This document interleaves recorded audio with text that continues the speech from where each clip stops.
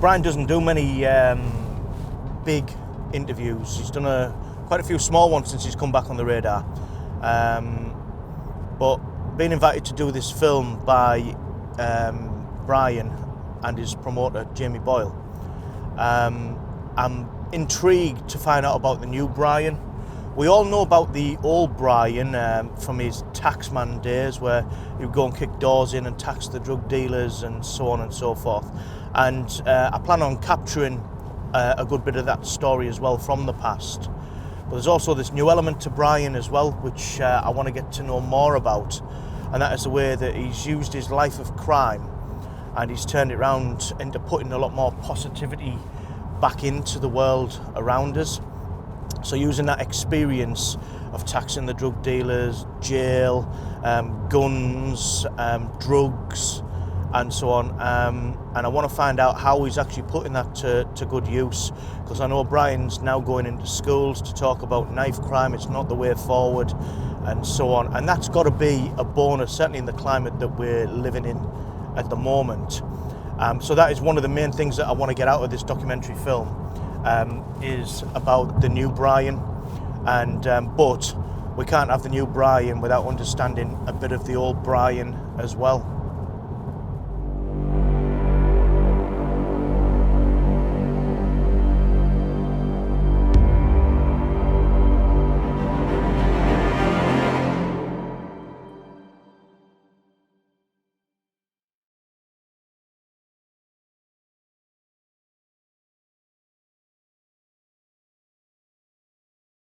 Get yourself comfortable. I'm ready. I used to work the doors when I was 20 odd, and I got the doors and I started fighting fighting for money and things like that. And then the more you fought, the bigger the fight would come, the more you fought. So in the end, I ended up running the northeast, nearly most of it, like Teesside area. I run most of the doors. I had doors all over Teesside. And then the ecstasy come on the scene, and I had the fight with Lee Duffy. And then he ended up making friends with me. And so me and him we run the town, probably the best two fighters in the country, allegedly. And we had everything, but I went to jail. I had a fight with the lad. Lee got killed when I was in jail, so I come out, was on my own. So there was a few people that had to go at me, but I beat them as well. So in the end, I allegedly run all the ecstasy. I had all the doors. I had everybody working for me from Whitby right up to Sunderland, because I knew like the Ernie Buick, the Stephen Stairs, Michael Stairs, Steve Abaddon's, all the top buildings up there. I knew all the top buildings across the country, and I run the doors, and we used to have the ecstasy in there then. But there was no fighting in them days. Like there'd be bare knuckle fighting on the street. You'd go, right, you come with your mate, and I'll come with my mate. We'll have a fight 5 o'clock in the morning on the beach or on the field, and whoever won shook each other's hand, went for a drink, was forgot about. But now it's just all knives and petrol bombs and gangs, and they're all trying to, not being racist or anything, but all this culture from America is coming into this area now, and the culture from London, they're all being like them gangs, like carrying a knife. I said to some young kids when I was in jail a few years ago, how long was it before you thought you were going to kill somebody? He said about 2 seconds. I said to him, how long was it you? He said about 2 seconds. And how long was it for you? He said about 2 seconds. I said, right, 1, 2, 20 years. 1, 2, 20 years. 1, 2, 30 years. So for 6 seconds, he's doing 70 years in jail now. And the people in the background and the screws and that went, wow, so.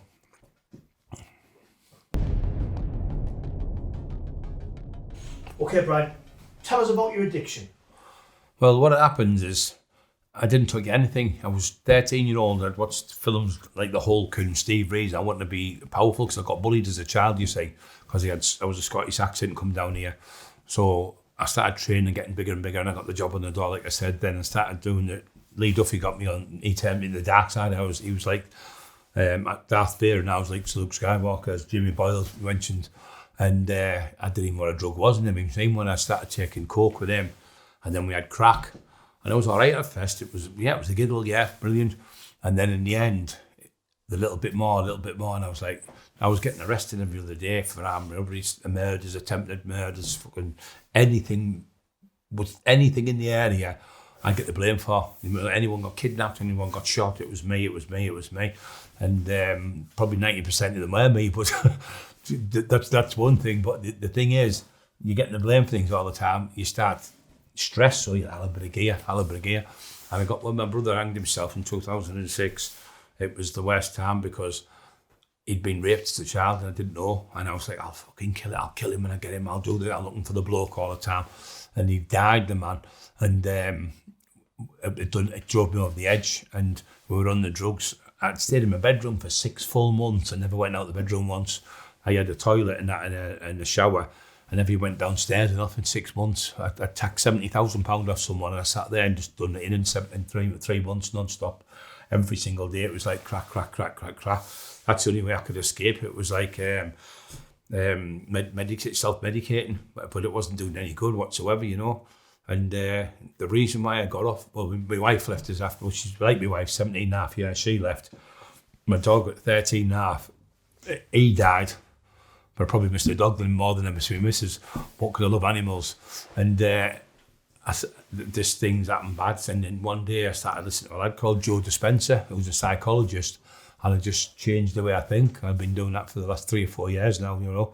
But I've always helped kids, and I've looked after about 30, 40 kids at my house who've been throughout or probation, let them stay, or social services and things like that. So I've always helped kids because I know I would like the kids to be following what I've done.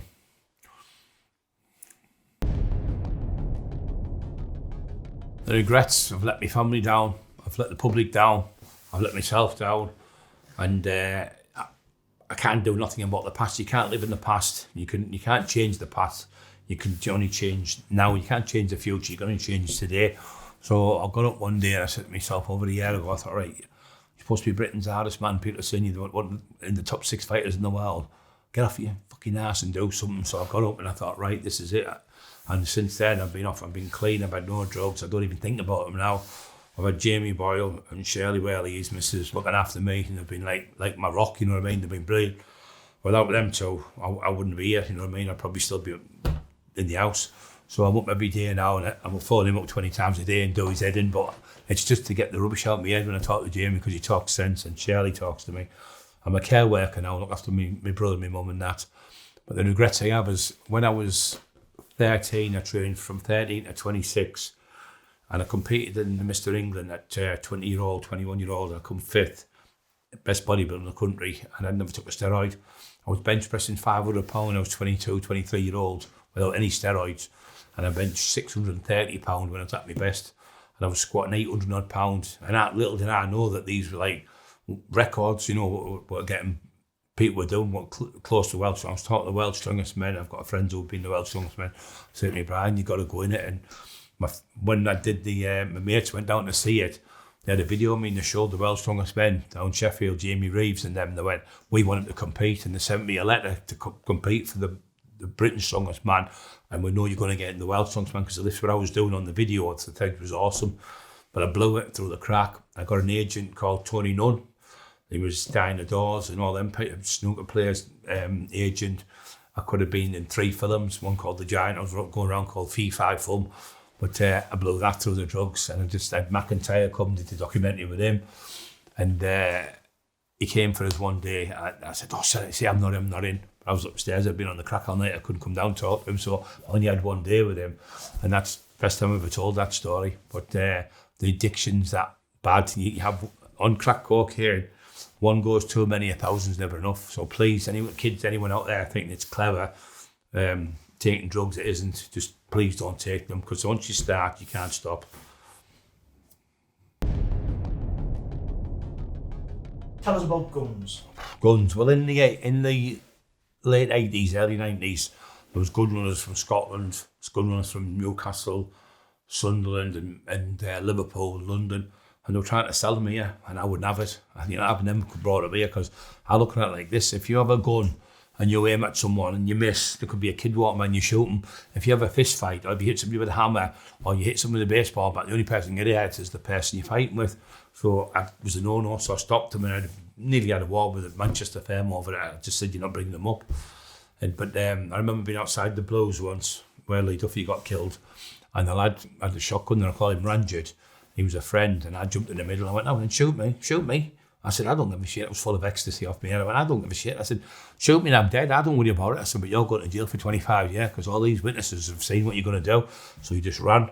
Then another time, I was at a house in Hartlepool. I went to tax them. Somebody said they had 30, 40 grand with the gear in the house. So I goes to the door, goes to the gate, and I shouts, and he comes out, and he said, hold on a minute. And he come out with the gun. I went, that was an old saying, run from a knife and charge your gun, because you can't outrun a bullet.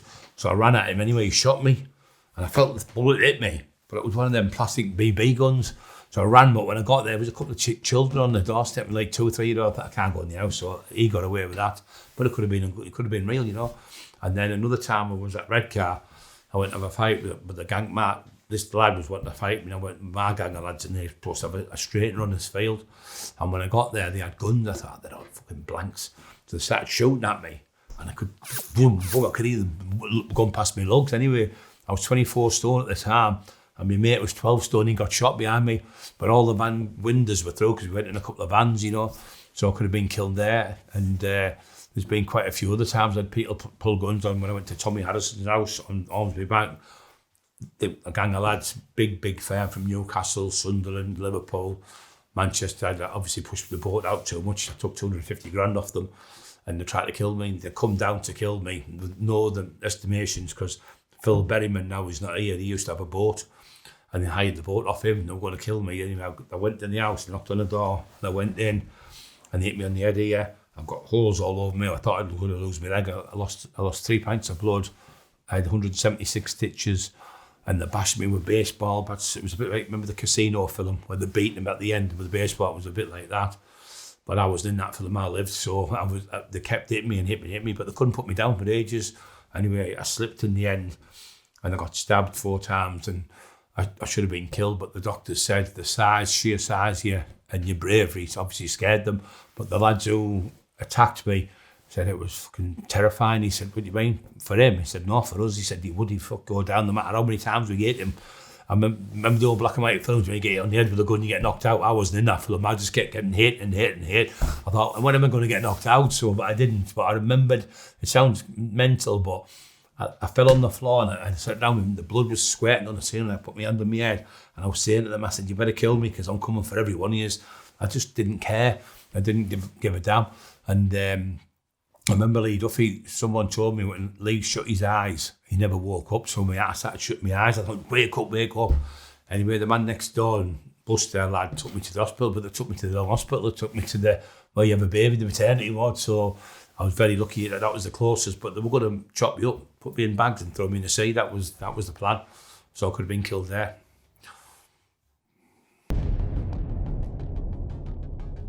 Tell us about your relationship with Lee Duffy. Well, I never really knew Lee Duffy, but John Black, who I worked the door with, taught him to box, and a lad called Marty Turner, and he said to me that when he gets out, he said, you'll get on with him like a house on fire, he can fight like you, he's got loads of bottles, he's game and that. So anyway, I went to see somebody that day with prison, a lad called Kev Kilty. So we went to Redcar, and our car was parked down the street where there was a dealer, and they were obviously going to score Lee Duffy and this lad called John Fail. And I never knew him from Adam. Anyway, walking down, he went, oi, oi, and whistled. I went, all right, mate. And I thought he was going to... I was 26, but probably about 21 in the brain, streetwise, because Lee'd been in and out of jail, and he was miles ahead of me and everything. So I was expecting, all right, mate, pleased to meet you. I'm Brian. John's told me all about you.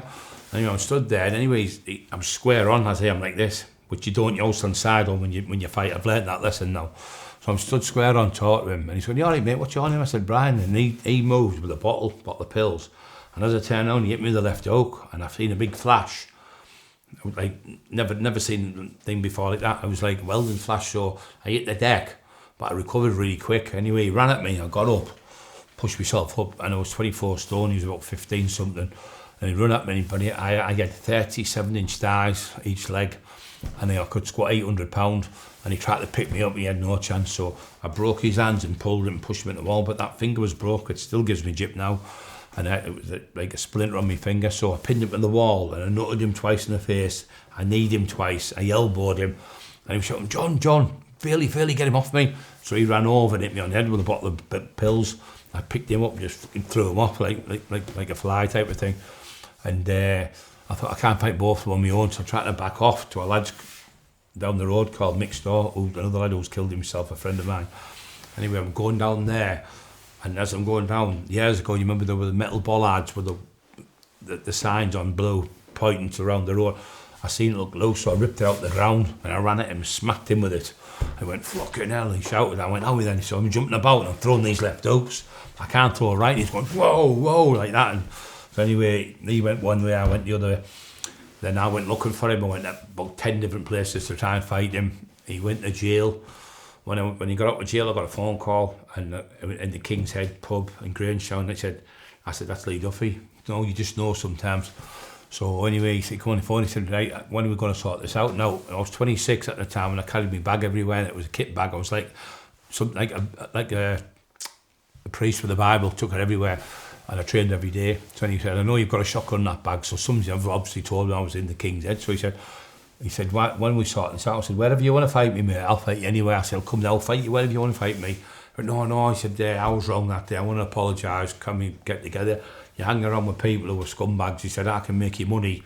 We're the best two fighters in the area. So I went with a lad called Mark Miller. And when I got there, there was a lad called Neil Booth there who can verify it. His girlfriend, Lisa Stockwell, and his mum. And he was sat down on a chair, and I walked in, and I sat in this chair, and he was looking up at me going, he always just have his mouth open, Lee. That's the way he was. And he went, I must have been crackers trying to fight him, not the size for him to make. And it's weird because I've got a tattoo on my arm saying, born to fight, and it's a red devil, and Lee Duffy got his on, the same tattooist in Hartlepool when he was 16, and I got mine, didn't even know him, got both the same tattoo on our arms. It's just weird. But anyway, we started, he said, let's go taxing. So we went taxing drug dealers. The first day we made £15,000. I thought, bollocks to the doors. I was only making £300 or £400 a week, and it was nothing but trouble. So we were going out, and say, we went to one house, and Lee said to the lad on Hartington Road, big massive Victorian house, and we went there, and Lee said, who's the best fighter, me or him? And the lad looked at me, looked at him, looked at me, looked at him, ran and jumped through a plain glass window, landed over the wall, landed on his feet, and ran off. I said, fucking hell, he deserves to get away. It was like something out of a James Bond film. So everywhere we went, people would just give us this stuff. We didn't have to hit them, it would just say, give us your tax, and that was it. I remember Lee being in one house, and there was 10 key on the floor. A blow, and he kept stepping over this bit of carpet. Where's your drugs? Where's your drugs? He didn't realise there was 30 grand worth of stuff on the floor. But he used to say to me, Brian's got the key to every door. And he said, what's that? He's size 12 feet.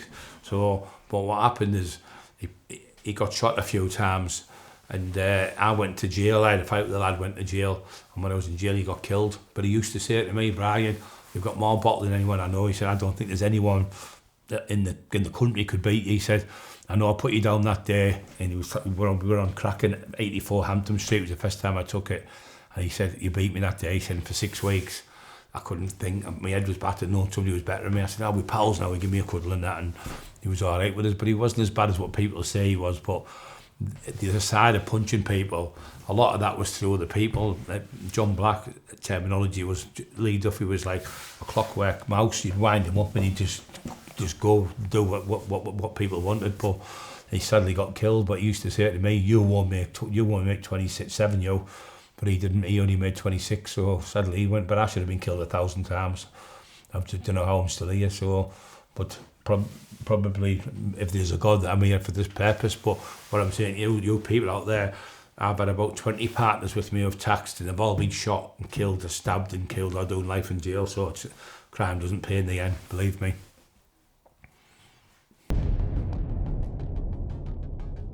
Brian, tell us about your new life. Well, my new life is, I'm off the crack cocaine. I've been off it for a while. And I had this man called Jamie Boyle pestering me to do a book for years and years and years. But I didn't want to do one because I wasn't capable to do it. I wasn't fit enough to do it. So anyway, I phoned him out the blue. I went to Brian Cockerill. He said, you're not Brian Cockerill. I said, I know who I am. And he said, you're not Brian Cockerill. I said, I'm Brian Cockerill. And anyway, we got together. And since I've been with him, he's like been me rock. He's been stood by me like you know, unbelievable. And he's Mrs. Shirley Whaley, I call her. And they've been brilliant with me, really good people. So what we've done is, I said, what it is, Jamie, if I do this book, I don't want to glamorise the book like Steve Richards, and he agreed with me. I said, the book I did with Steve Richards, Taxman's all about being the big tough guy and being this and being that and being that. That's all bullshit. Don't listen to that, because that's just rubbish. the real me is now here. Since I've been working with Jamie and we've been doing things, I've gone round schools. I went to a school a couple of days ago and they call her Sarah Jane, the teacher, and she said, when you did the talk, I talked to the kids, I says, don't try and be Brian Cockerill. I showed them, I've got been stabbed and been shot at, I've got holes all over me. I should have been killed 1,000 times, like I said. And I said to the kids, don't try and be me. I said, because all the people who have been working with me are all dead or do life in jail, and you only get so long. You can't sell drugs for 365 days a year and get away with it. You're going to get caught. And you might look great, these big posh cars and all that and all the stuff and that. I said, but they're looking over their shoulders, they're getting bugged, they're getting grassed, they're on the drugs. It's just never ending. So what I do now is I just try and educate them before they go down. I think when you're going in schools, the kids are getting taught English, maths and whatever they're teaching them at school, but I think they need to teach them about anti-knife campaign, drugs, and what they do to you and what happens to you when you do it. Because nearly everyone who sells drugs end up taking drugs, and then they end up getting in debt. Then the windows are going through, your family's in danger, cars are getting blown up, people are getting stabbed. I mean, I was talking to some kids in jail, and I said to them, how long was it before you thought you were going to stab someone? He said 2 seconds. So they all got 60, 70 years for 6 seconds with these knives. Now I said, but if you didn't have them knives, you wouldn't be in jail. You'd have probably had a bust nose, cut lip, whatever, probably shook hands the next day. So what you carrying a knife for down in the streets, it's not to peel potatoes, it's to show off. And if you're showing off, or you're carrying it for a weapon, like to protect yourself, if you get into a fight, in your anger, you're going to draw that knife and stab someone, you're going to kill someone, you're going to go to jail for life. So you've taken your own life and the other person's life, and not just that, you've taken all the family members' life as well. So it's just, don't carry knives. People who carry knives are cowards because they can't fight. So they shouldn't do that. But I don't think we should. The drugs are the same. We take drugs, they're no good because they just kill you in the end.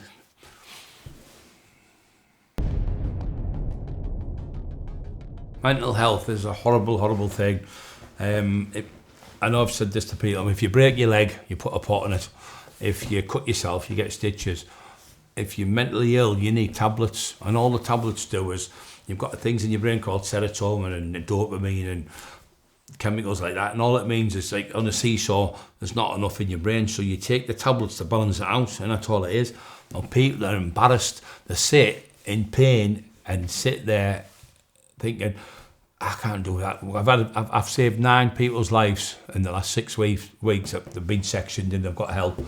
I must have got about 200 people to the doctors who've got medication, and they're saying, oh, I feel like I'm cabbaged, and I'll say that'll subside, it's just a part of the, and then they're in the gym. I went to a lad's house the other day, and he had a little son called Hunter. He was suffering depression, never been out of the house for 6 months, and his missus reached out to me. I went and spoke to him. He's going to the gym now, training. I went to another lad's house the other day with her husband. I've been out for nearly a year. He's at the gym now. There's loads and loads on Facebook who would verify this. And I just say to them, look, don't suffer in silence. There's people out there to help you. Phone 999 if you're suicide. If you're really bad, you can contact me on my Facebook and I'll help you all day long. But I can't help people asking me to fill people in or tax people. I'm not, that life's gone. I'm the Brian Cockerill here now. I'm not saying I'm the saviour of anyone, but I'm doing good things now. So the 100 bad things I've done, or 1,000 bad things, I want to go 10,000 good things. So I'm out there trying to help people on a bit of a crusade. And what I'm doing, I'm getting there. I mean, the teacher reached out to me and spoke to me and said, thank you for coming to school today. She said, I've had 3 of the children you spoke to, 15, 16-year-old kids, have come up and said, I was selling drugs and I'm not going to be anyone's joy, because I was saying, when you're 15 and you're hanging around with gangs of 20-year-olds, they say, I dare you do this, I bet you do that, and you get 50 quid or 20 quid. But you're carrying thousands of pounds of drugs, you'll get caught, you're going to jail for years. You're going to go to jail and you're the mug. And you're the fool, you're the joy. They're sitting making thousands, you're making 20 quid.